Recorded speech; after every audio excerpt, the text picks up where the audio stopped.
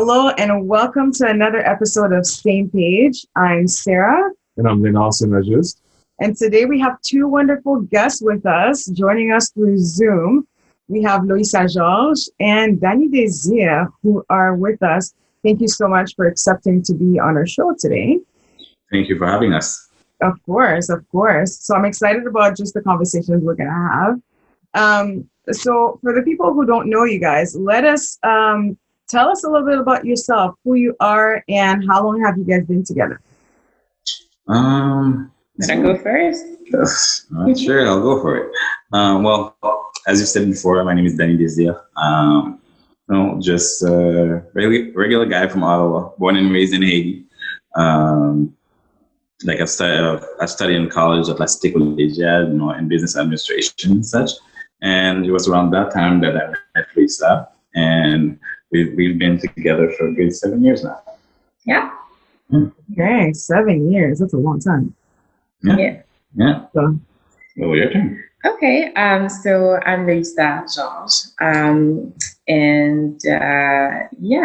me too. Grew up in Haiti, came in Canada when I was around 14. And then do all my high school here.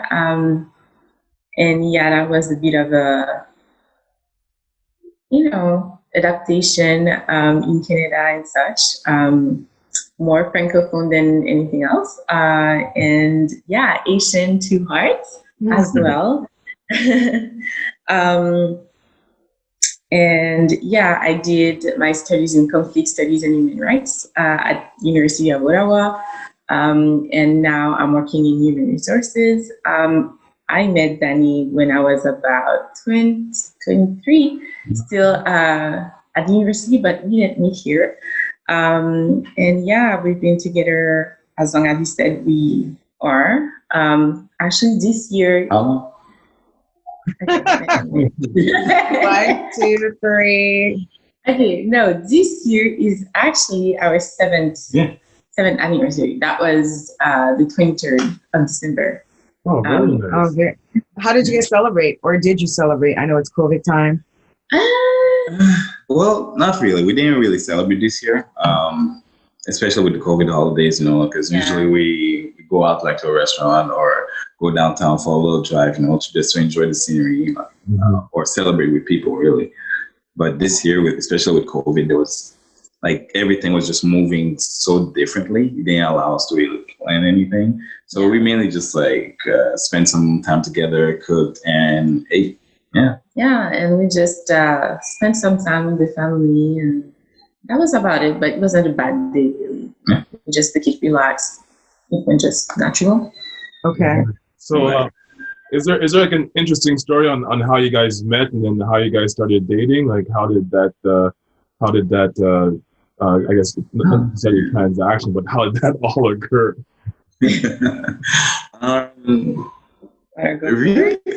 Really, it was just so first time I saw her, it was at a volunteer work that my cousin was part of. So my cousin asked me for some help, and in joining her, she was performing a dance with her sisters and a group of other girls, and me, I was supposed to perform a poem, which I did. And it was around that time when she was dancing, I was I see you, but afterwards I kept running into her sister, basically when I was going to work and things like that. So, and the volunteer work we do, we kept in touch.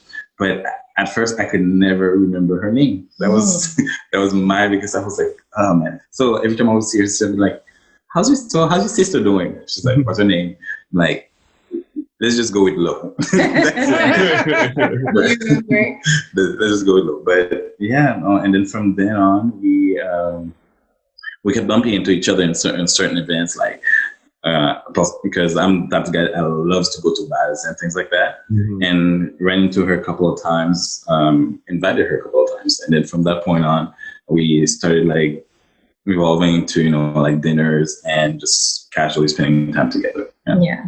But that was his side of the story. My side of the story is the event that you mentioned. I did not even meet him there. So he saw me, but did not approach me. Okay. So I did not meet him there per se at this event. What I remember was the first time I really saw you and we really engaged. No, the first time I really saw you, I think, was at the Bal of Criolla, which is an Haitian dance event. And then the second time, we actually met at a bus station and we started to do conversation. And it was interesting. And then the times after, we kept meeting at the bus station. And this is what, like, how I think we started to talk, really, and actually exchange. And then I remember the first time he invited me to an event, I was like, this is not a date. And then I was like, yeah, I just, I met somebody and then it's just casual, nothing really. And then I go home and I say to my sister and they're like, it's a date. I'm like, what is it? I just met the guy. That's nothing. Like, it's a date. I'm like, no, it's not a date. So then he invited me to a restaurant. And then that was actually the real date that I was not ready for. Yeah. And then my sister was like, no, you go in and take a dress. You go, like, add something at university at that time. And then after that, we were supposed to meet to go to the restaurant together. And you're like, this is actually your date. So you're going to take a dress with you, and then you're going to change at university, and then you're going to go there. And I was like, okay. So that's what I did. And then we went to that restaurant. And from what I remember, that dress that I wore that time is actually the dress you always remember. It's like, that dress. I remember. So good on your sister for telling you to wear a dress. Yeah, basically. Okay, so it made an impact. Okay, it made an impact. Like, you were memorable. Yes. So one thing that I want to ask, I know you guys have a Haitian background, but what before I jump into that conversation, during COVID times, there's a lot of couples who the relationship has changed for whatever reason. We're home a little bit.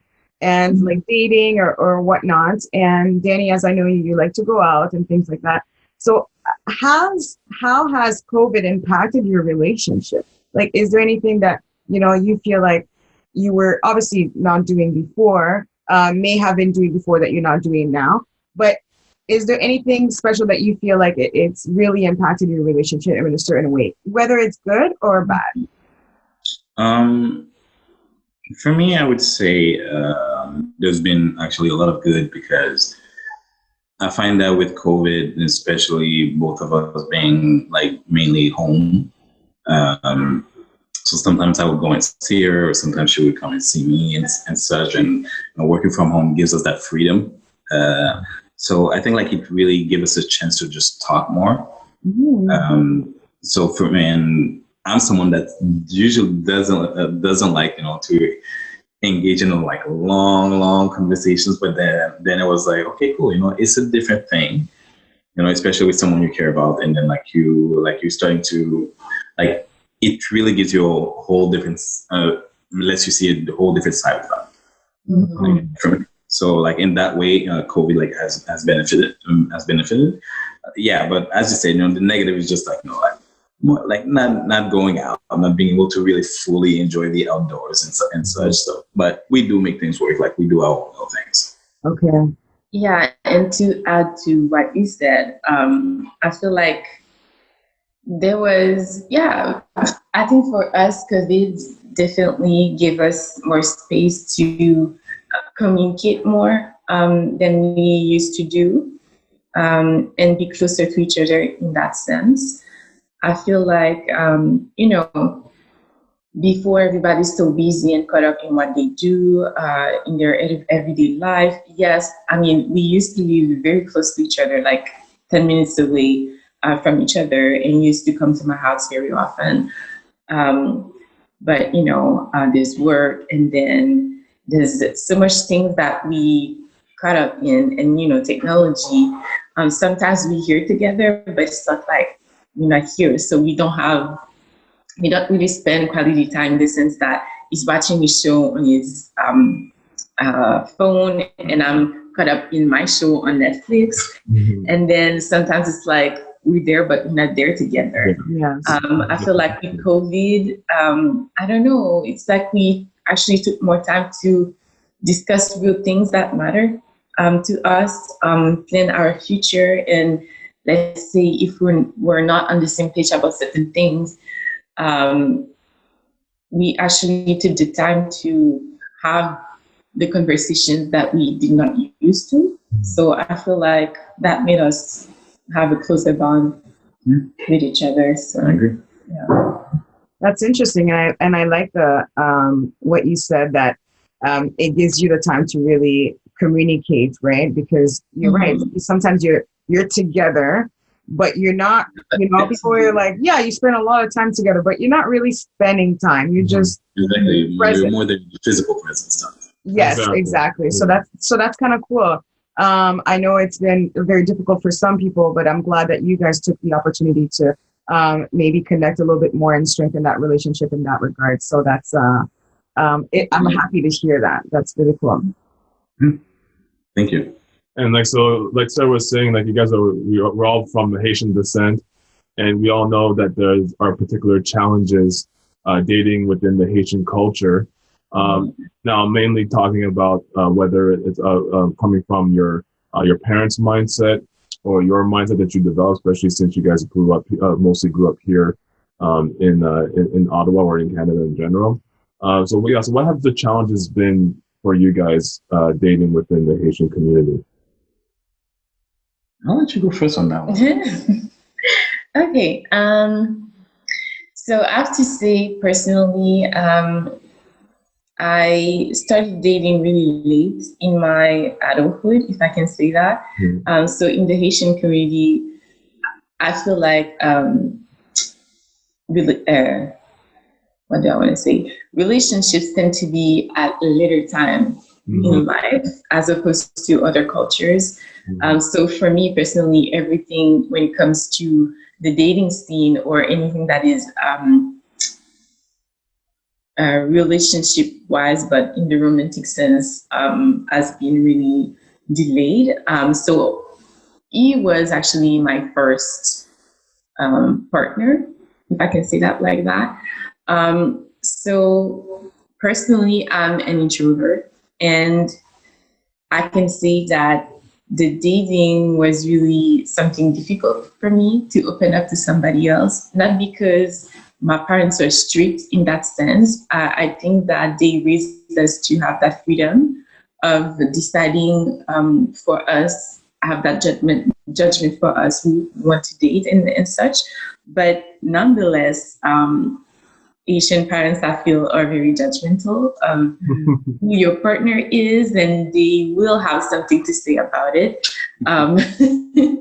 And definitely when I met Dany, for me, it was a very new thing.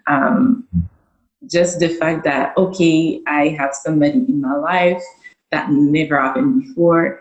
I'm practically in foreign territory here. It was an awkward thing. Just to know how to introduce Dany to the family, that was the most awkward thing I've ever done before. And knowing that, okay, it's not just my mom and dad who's going to be judging, it's going to be the aunties and the uncles and say, okay, where do you come from? What do you do? Whatever. So, I mean, I feel like it's a thing. I mean, we deal with it. And then practically now that we've been together for 7 years, practically, of course, the question that always pop up is, okay, when is the wedding? When are you going to get married and stuff like that?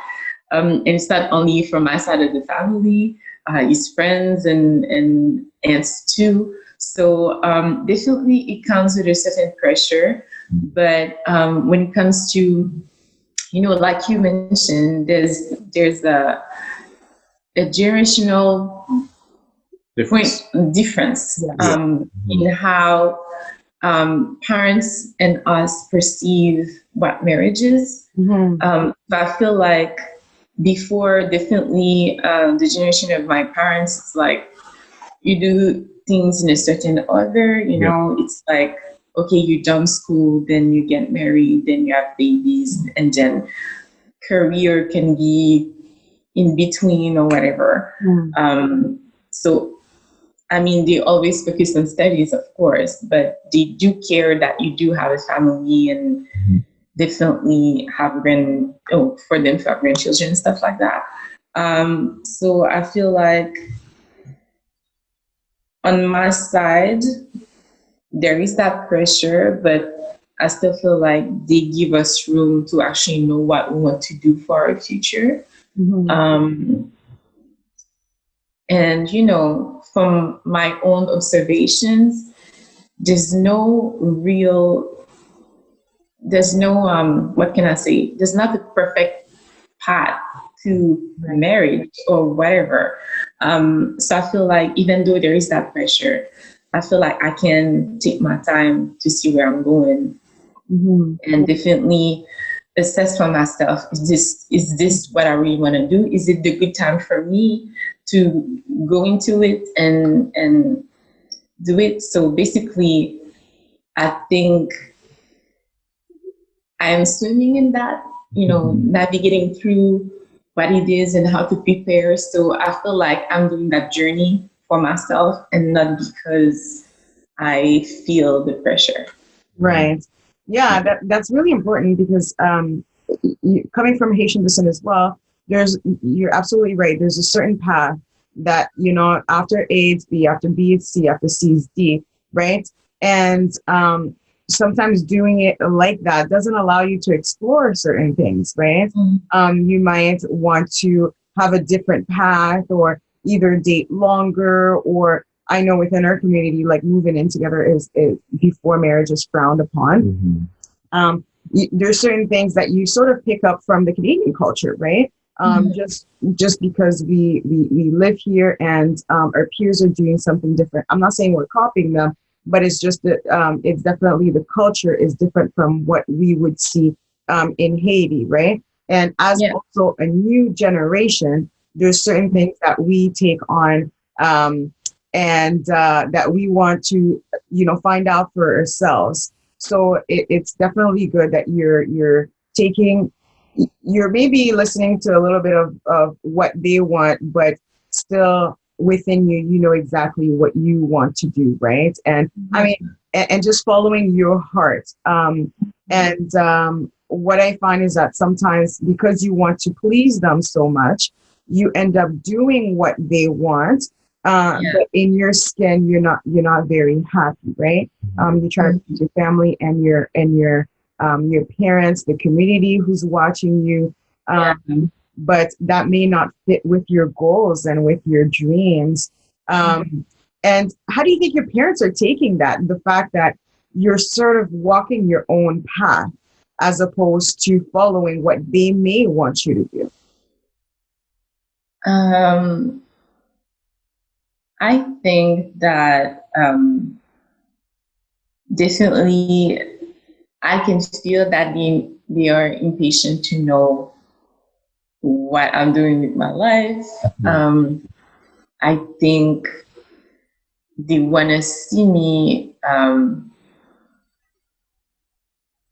build that nest for myself. But at the same time, I don't know. I feel like definitely there's a pressure.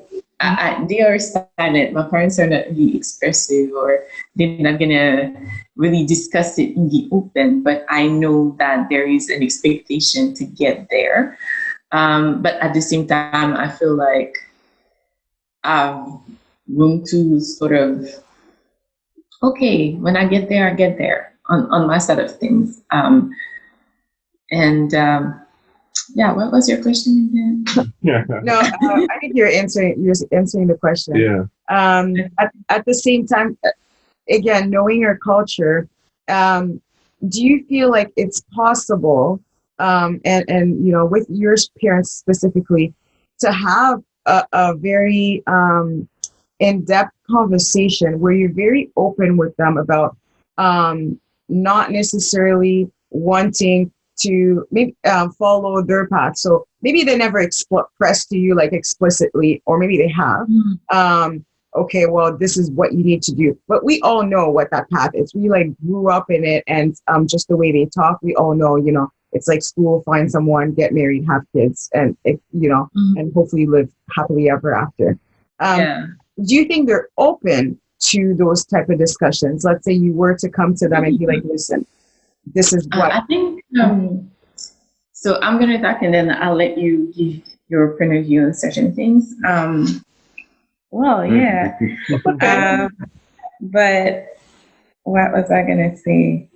Yeah, I think they are definitely open to it because we had the conversation, right, with my little sister, because this is something that we do often. We sit at the table dinner and then we discuss every kind of subject.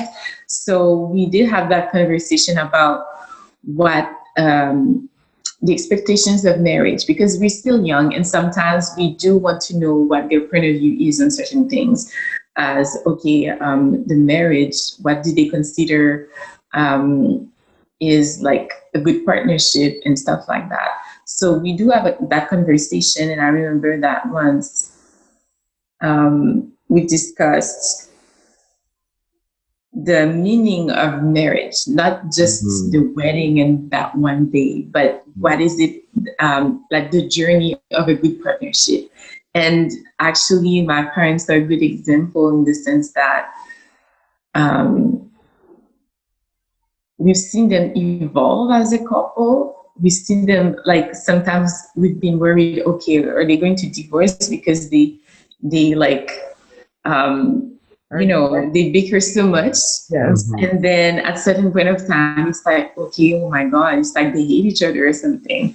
But we saw them evolve to a point where my mom has always been there for my dad and vice versa. But it's not to say that it's always, la vie en rose, like they say. So I feel like watching them, there's no perfect couple. It's actually what it is to be in a relationship where you're not always in sync, you're not always, agree with each other. And I can say that sometimes that aspect kind of scares me in the sense that, okay, we're going to have rough patch. We're going to have like moments where we totally not agree with each other. But somehow they always find a way to be together. I'm like, okay, 5 minutes ago, you were like, okay, I don't like him, whatever. And then they insult each other. And the next minute, it's like, they're okay. And the next morning, it's like, it didn't even happen. Yeah, it did not even happen. So that just gives me that feeling of, I guess that's how it works. But just the fact that you commit to a certain level, you commit to each other, and that just proves that, for me, seeing my parents like that, it's just, for better or worse, it's like that. But I just want to add that I can see the difference between the generations of my parents versus our generation, where I feel like their generation, they were raised to kind of tolerate anything in a marriage. And it's not really in their culture to just give up in a relationship. Even though things are bad, they won't easily say, I'm leaving this man. So they were raised to, I feel, take a lot before it gets to a point where I'm going to divorce. First things, divorce was not a thing in their time. An option. And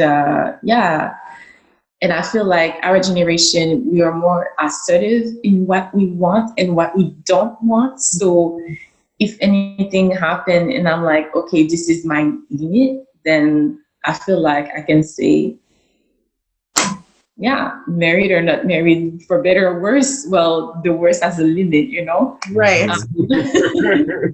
So, yeah, so this gives me like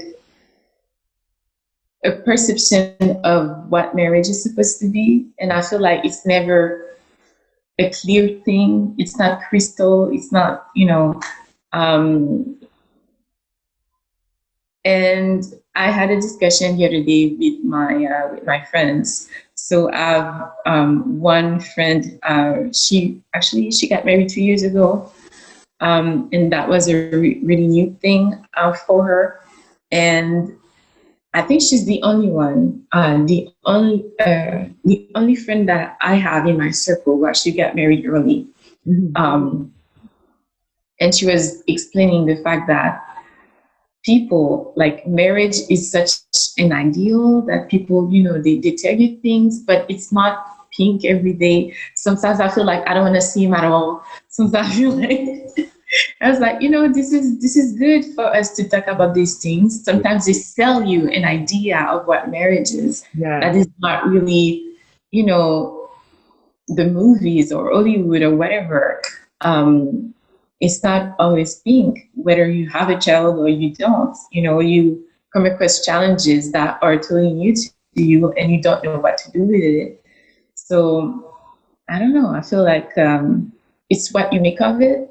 And it's how you overcome the challenges. And even us, even if we're not married, but as a couple, I feel like we've gone through some ups and downs like every other couple. But I feel like it's the fact that we are always trying to straighten that bond that, make us go through. For me, it's the perception that, hey, we're together, but in difficult moments, we're here for each other. Yeah. And I feel like if we go into that mentality with whatever marriage is, then that's the best we can do. Yeah. I agree. Yeah.